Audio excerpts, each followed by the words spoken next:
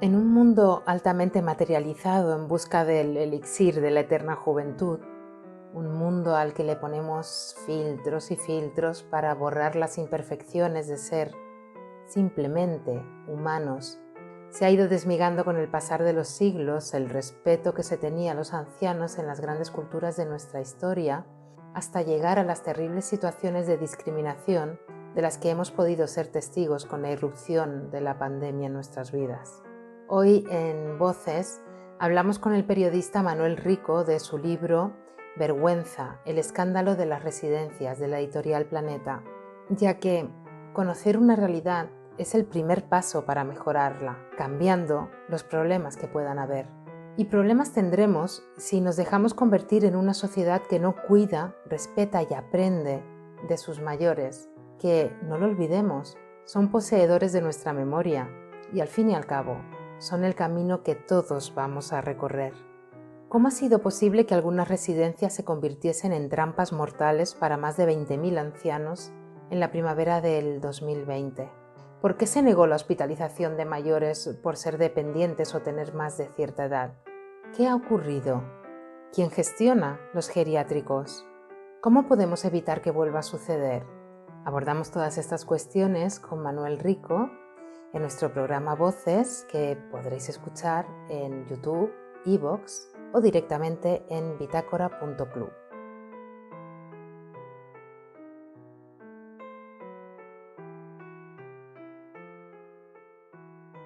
Hoy tenemos el placer de tener con nosotros en Voces a Manuel Rico, un periodista con más de 30 años en la investigación, es director actualmente de investigación en Infolibre y nos viene a hablar de Vergüenza, el escándalo de las residencias. Bienvenido, Manuel. Muchas gracias por invitarme. Manuel, en tu dedicatoria hablas de tus padres, se la dedicas a tus padres y pones por todo. ¿Cómo te has sentido a lo largo de esta investigación que ha tenido que ser dura?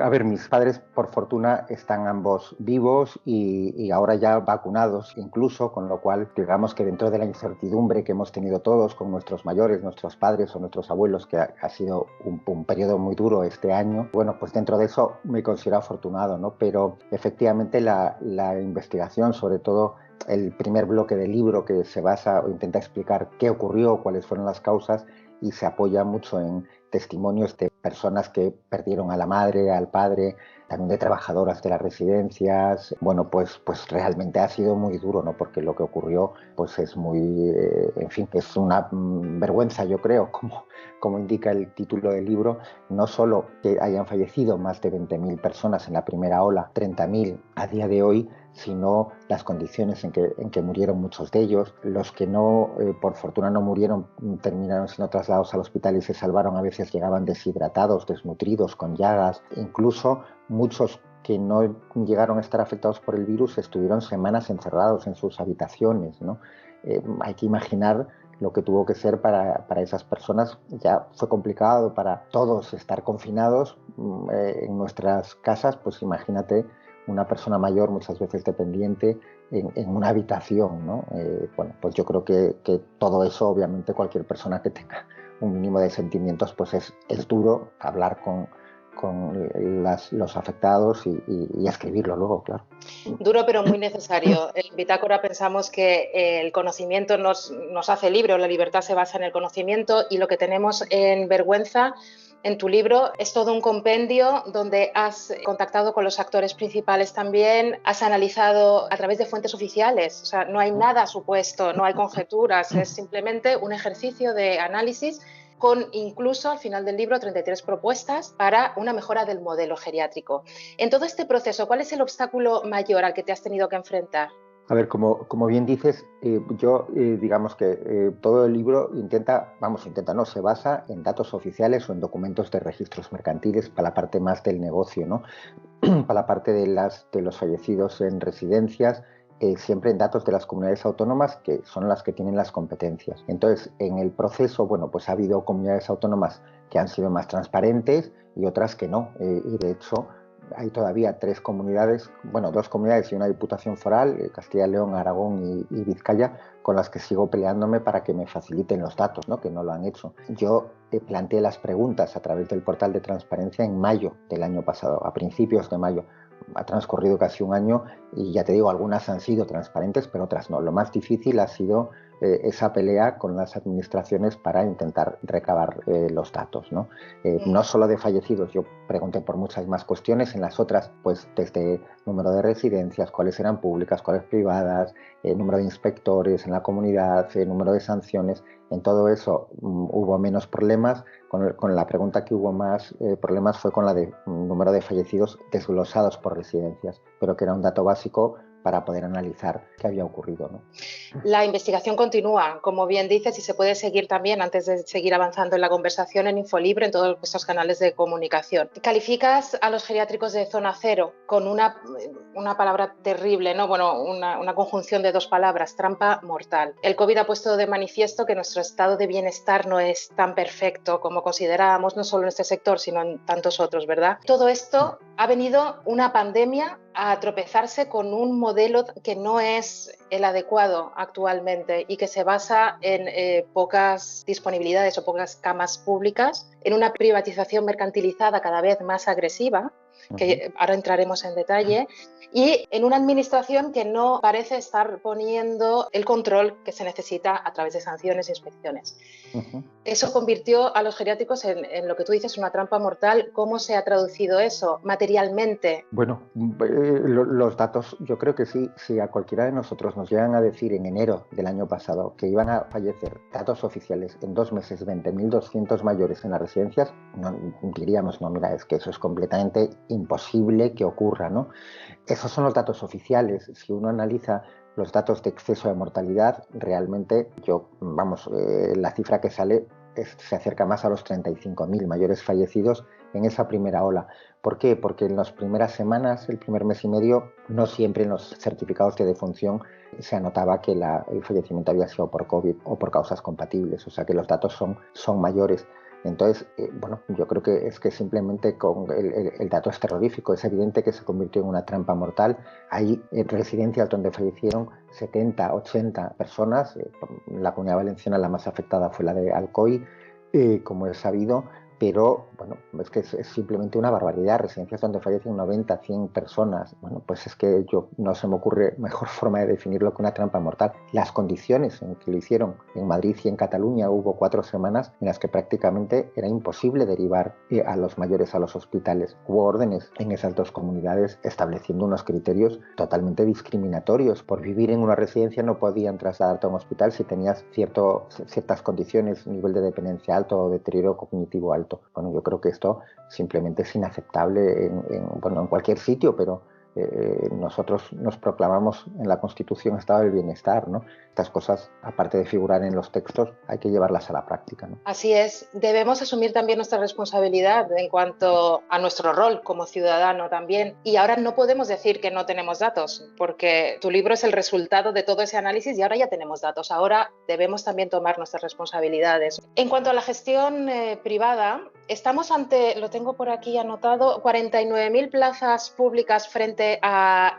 casi 376.000 privadas. Sí, el dato son 375.000 en total y 49.000 de gestión pública, efectivamente.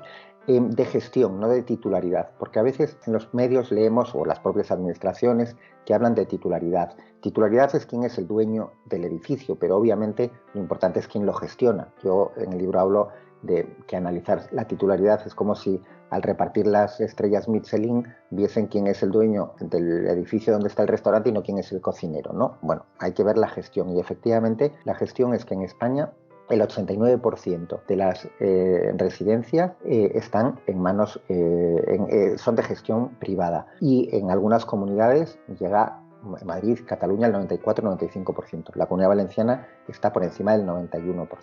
O sea, es un sector completamente privatizado. Esa privatización está mercantilizada, evidentemente, cuando hay una empresa privada lo que quiere es rentabilizar al máximo. La rentabilidad se traduce por restar recursos. Aparte de los recortes que puede haber en el público, nos encontramos con una rentabilidad que pasa por eliminar recursos y eso, pues, evidentemente, ha convertido a las residencias en lo que es hoy en día, un modelo inaceptable. Claro. A ver, yo en el libro hay un capítulo que se dedica, no todas las empresas son iguales, ¿no? Yo creo que para que las críticas sean sólidas no podemos generalizar, ¿no? Entonces, ¿qué pasa? En España hay miles de residencias que funcionan bien, pero hay algunas que están en manos, hay residencias que están en manos de fondos de inversión, de fondos de private equity, que estos son fondos que entran en un negocio con el objetivo de vender en un plazo máximo de 5 años con las máximas plusvalías. Entonces, es fácil de entender que no es lo mismo una residencia familiar que lleva, bueno, pues un grupo que se ha dedicado a esa actividad como se podría dedicar a cualquier otra y que van a intentar probablemente cuidar a los mayores de maravilla, que un fondo internacional que hoy adquiere un supermercado, mañana adquiere cualquier otro negocio y pasado un grupo de residencias, y cuyo único objetivo es maximizar los beneficios en el menor tiempo posible, dar un pelotazo en el menor tiempo posible, casi nunca más allá de 5 años, ¿no? Bueno, es evidente que en un sector tan delicado como las residencias, delicado porque estamos hablando de personas vulnerables, recortar o intentar sacar el máximo beneficio posible significa tener menos personal, dar peor alimentación, y eso en este caso no estamos hablando de estanterías de un supermercado, estamos hablando de seres humanos y por lo tanto eso significa recortar en derechos, recortar en la calidad de vida de los mayores. Claro, en ese sentido también en muchas ocasiones se desconoce quién está detrás de esas empresas. Es una información que no se solicita, es algo extraño porque a nivel fiscal y tributativo siempre se solicita a una persona, ¿no? El saber, claro, el que sea transparente. Estos fondos de capital privado suelen crear estructuras muy complejas que pasan por Luxemburgo, semiparaísos fiscales como Jersey, efectivamente por motivos fiscales, y al final quien aparece son esos fondos, pero los fondos realmente no son los dueños son quienes ponen el dinero, lógicamente, ¿no? Y quienes ponen el dinero no lo sabemos. Entonces a veces los propios periodistas decimos, pues el grupo DomusVi pues pertenece al fondo ICG, o el grupo Colisée, que es muy fuerte en la Comunidad Valenciana, a través de la Saleta, que pertenece al fondo. Bueno, pues realmente es una forma de hablar, no pertenecen a ese fondo. Ese fondo es quien crea las estructuras y quien gestiona, pero el propietario de una empresa obviamente son los accionistas, son quienes ponen dinero. ¿Y quiénes son los inversores?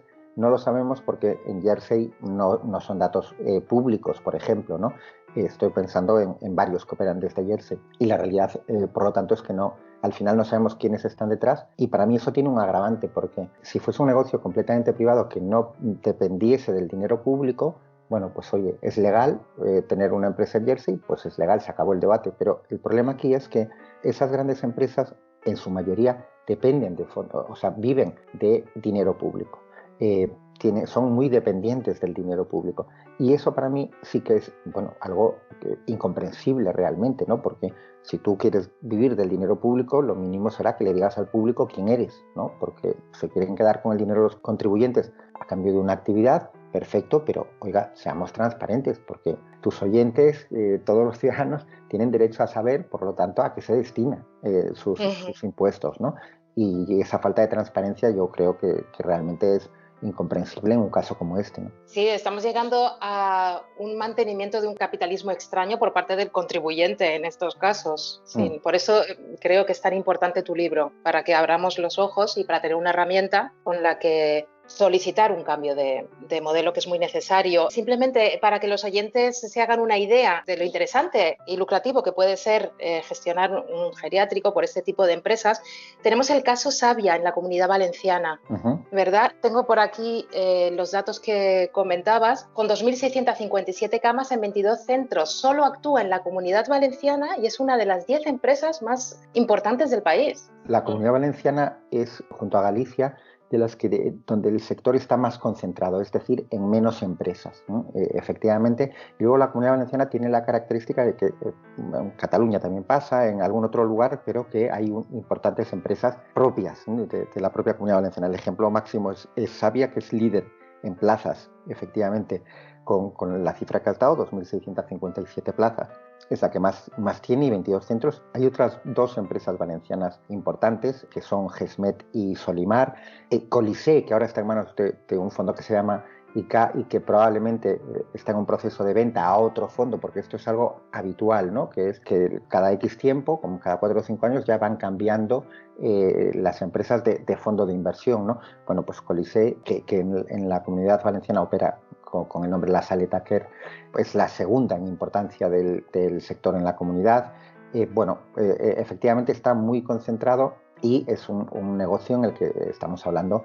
El líder del sector en España, que es DomusVi, factura más de 600 millones al año. No todo es residencias, porque tienen también, por ejemplo, centros de salud mental y otras actividades, pero más del 75% de esos ingresos son de residencias y nos da una idea del volumen. DomusVi, por cierto, es la tercera en importancia en la Comunidad Valenciana. Se está produciendo una concentración muy importante del sector, cada vez en menos manos, y ya te digo, justo la Comunidad Valenciana es, junto con Galicia, con la comunidad donde más concentrado está ya el sector, y es un proceso que yo creo que vamos a seguir viendo en los próximos años, ¿no? Como unas empresas van adquiriendo a otras para conseguir más volumen y en manos de esos fondos internacionales cada vez más, ¿no? Esto es un proceso que se inició en el sector de las residencias hace 6-8 años y que se está profundizando con claridad, ¿no? Se nos acaba el tiempo, Manuel, pero antes de acabar me gustaría que me hablases un poquito, no de las 33 medidas que propones, porque claro, es muchísimo más amplio y nuestros oyentes lo pueden encontrar en tu libro Vergüenza, el escándalo de las residencias, de la editorial Planeta, pero ¿por dónde podríamos empezar? Aparte de tomar esa conciencia de la que ya hemos hablado, de nuestra responsabilidad como ciudadanos. Mira, respecto a lo que ha ocurrido en la primera fase de la pandemia, sobre todo, yo creo que ahí es imprescindible conocer la verdad, que realmente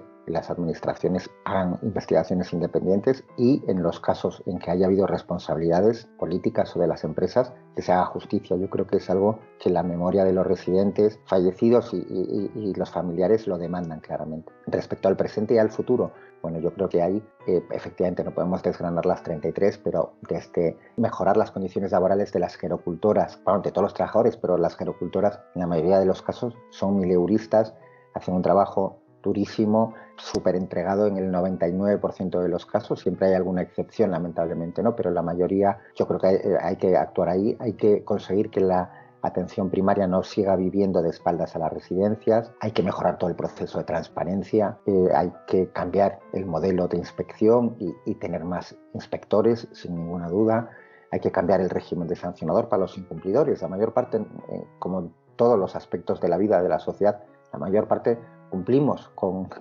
las normas, pero los regímenes sancionadores están pensados para quienes incumplen y no puede ser que fomenten la impunidad en vez de corregir y mejorar el sistema. Bueno, yo creo que y hay que abrir efectivamente un gran debate en la sociedad porque estamos hablando de las personas más vulnerables junto a los niños y yo creo que una sociedad que se respete a sí misma tiene que respetar a los mayores, ¿no? Y yo creo que ese debate hay que abrirlo. Hay que ser conscientes de que hay elementos de edadismo en nuestra sociedad, de discriminación a los mayores simplemente por serlos, y conocer una realidad es el primer paso para mejorarla y para cambiar los problemas que haya y las cosas que se hagan bien, fortalecerlas, ¿no? Y yo creo que ese es un reto.